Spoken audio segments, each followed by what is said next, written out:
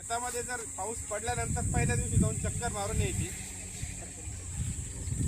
चक्कर मारल्यानंतर तुम्हाला समजतं की भुंग्याची सुरुवात झालेली. त्या ठिकाणी जायचं, शेतात 2-3 ठिकाणी असे स्पॉट पाहिजे. असं टोपलं प्रत्येकाकडे आहे ते डालं म्हणतो, तर लहान टोपलं असेल तरी चालतं. अशी एक गाडी घ्यायची, त्याला बॅटरी लावायची. बॅटरीचा जो काही भोगत तो टोपल्यात पडला पाहिजे, त्यात आपल्याला पाणी टाकायचं. ठीक आहे, पाणी टाकत असताना काळजी आपण अशी घ्यायची त्यामध्ये. त्यात जर आपण कीटकनाशक टाकलं तुम्ही तर त्याचे भुंगे मरून जाते. पण त्यात धोका एक असं होतं की जंगली जनावर असतील, कोणा शेतामध्ये कुत्रे वगैरे आपण पाळीव प्राणी ते कदाचित पाणी पिऊ शकतात. तर बरेच कुत्र्याची भुंगेची जी भुंगे ते खातात, त्यात जर आपण कीटकनाशक टाकलं तर त्यांनाही धोका होऊ शकतो. तर ती गोष्ट टाळायची यासाठी आपण त्याच्यामध्ये ऑइल टाकायचं. पडणार आपल्याला हे झालं 2. त्याच्यानंतर मग मीटरायची कोणा किती प्रमाणात करायचं हे पण समजणार आपल्याला. पहिला पाऊस झाला, अवकाळी वगैरे कोणता हो, आता इथून पुढे आज जरी कधी पाऊस पडला तर आज संध्याकाळी तुम्ही शेतात पाहिजे. तुमच्या शेतात फिरायचं. या झाडाखाली जर भुंग्याची सुरुवात झाली 1-2 दिवसात समजून चालायचं की आपल्याला हे करायची गरजच आहे.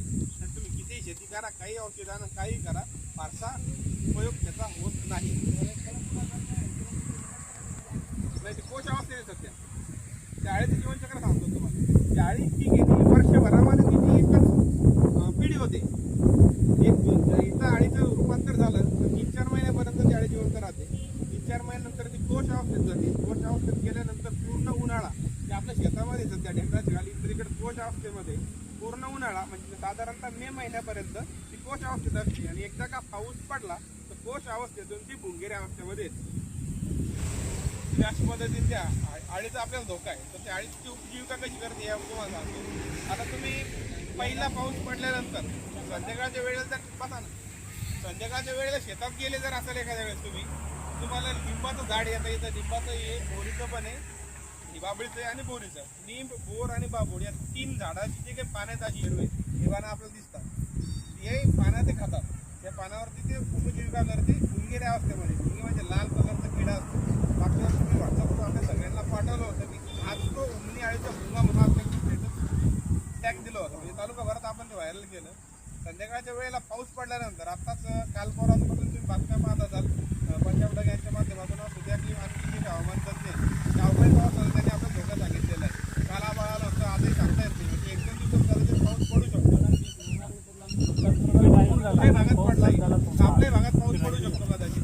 जर पाऊस झाला संध्याकाळच्या वेळेला प्रत्येकाने एकदा शेतात जाऊन पहा.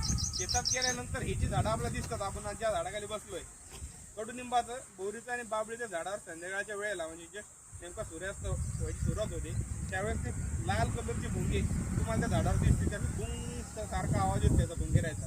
ती एवढ्या जास्त प्रमाणात येते. ते जर आपल्या भागात असतील समजून चालायचं की आपल्या या परिसरामध्ये उमनी आळीचा धोका यावर सुद्धा होणार. मग त्याला नियंत्रण कसं करायचं. आता काय सांगितलं जातं की बोरीचं, बाबळीचं, लिंबाचं झाड आहे याची छाटणी करा. पहिली गोष्ट म्हणजे आता झाडं मोठं असतात, छाटणी करणं शक्य नाही. किंवा त्या झाडाला सावलीत आपण बसलो, ही झाडं आपल्याला सावलीत घेऊन राहिली, याला जर छाटाचं तू उद्या बसायचं कुठं हा एक प्रश्न आहे. तर नाही जर आपल्याकडून झाडाकडनं तर लाईट राहते इथपर्यंत. आता हे जे 3 उपाय तुम्हाला सांगितले उमनी आळीवरची, याला काही खर्च आहे का आपल्याला फारसा. फक्त थोडीशी मेहनत आहे. आणि मेहनत घ्यायची तर कोणा शेतात घे सांगते आम्ही स्वतःच्याच ना. मग स्वतः शेतात मेहनत घ्यायला अडचण काय आपल्याला. हे झालं 3 उपाय त्याच्यावरती. याच्या उपर आहे समजा उमनी आळीचा प्रादुर्भाव आपल्याला रोखायचा तर मग ट्रीटमेंट करतो आपण, बीज प्रक्रिया वगैरे ज्या काही आपण करतो त्यामध्ये जैविकमध्ये मेटारायझियम ॲसिडोफोली नावाचं तुम्ही नाव ऐकलं असेल किंवा नसं नाही ऐकलं, कारण अजून उमनीचा प्रादुर्भाव आपल्याकडे फारसा नाही.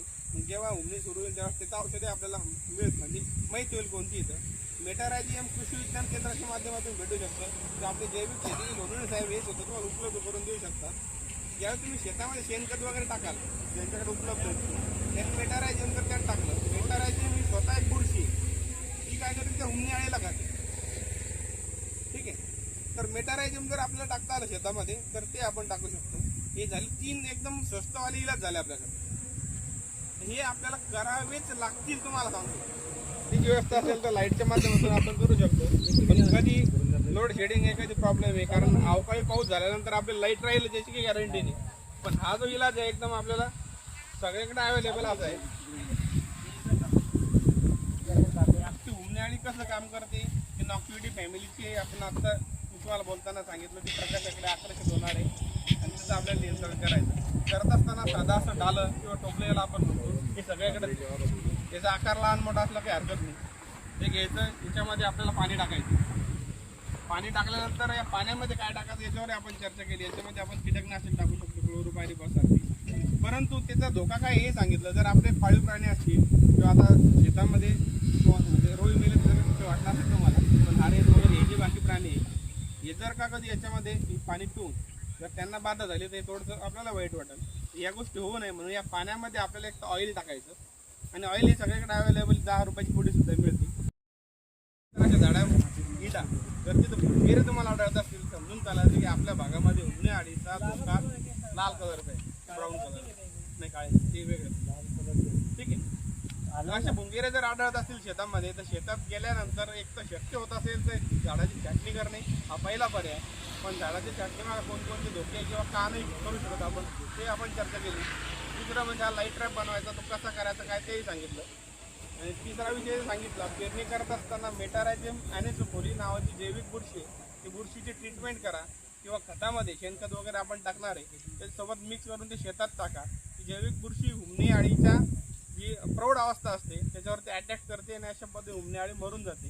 ही आपल्याला करता येत असेल तर मग रासायनिकच्या माध्यमातून इमेटाक्लोप्रिड आहे, त्यानंतर क्लोरिनफॉल म्हणजे कोराजेन जे आहे दाणेदार, क्लोरोपायरीफॉस दाणेदार, फर्टेरन नावाचं मिळतं ते आपण. हुमणी अळी कोश अवस्थेमधून भुंगेऱ्या अवस्थेमध्ये जाते, जर तुम्हाला त्याच्या अवस्था समजून सांगितल्या त्या अवस्थेमध्ये जाते. गेल्यानंतर ही जी झाडं दिसतात आपल्याला, एक लिंबाचं झाड आहे, बोरीचं झाड आहे, बाबळीचं झाड आहे. त्या बाबळीच्या झाडं त्या पानावर शिवका करते. शिवका करत असताना कुठं कुठं त्याला प्रकाश दिसला त्या प्रकाशाकडे ती जाण्याचा प्रयत्न करते. त्याचं कॅरेक्टर तसं आहे त्या अळीचं. तर असा प्रकार जर आपण आपल्या शेतामध्ये लावला, टोपलं घेतोय आपण, त्यात पाणी टाकतोय, पाण्यामध्ये ऑइल टाकतोय, अशी एक काडी घ्यायची तुम्हाला, त्याची बॅटरी लावायची, त्याच्यासोबत त्याची रिलेशन येऊन त्याच्या काही समोर काय बनणार आहे ते पिढी त्या ठिकाणी थांबल्याच्या याच्यात ते पडतात. त्यात पडल्यानंतर सरळ काय ऑइल टाकलं, ऑइल ओलं असतं म्हणजे चिकट आहे, चिकट असलं उडू शकत नाही, तिच्यात मरून जातं. अशा पद्धतीने हुमणी अळीचं नियंत्रण आपण याच्यात करू शकतो. याला फारसा खर्च नाही, काहीच नाही. फक्त थोडीशी तुम्हाला मेहनत घ्यावी लागणार आहे आणि ती सगळ्यांनी मेहनत घ्या, कळकळीची विनंती तुम्हाला. हा प्रयोग सर्वांनी सार्वत्रिक केला तरच फायदा आहे ना. गजू पण करायचा आणि दत्त पण करायचा आणि लोक करतील. एकदा काय बाजूला प्रत्येकानं ते करणं आवश्यक आहे.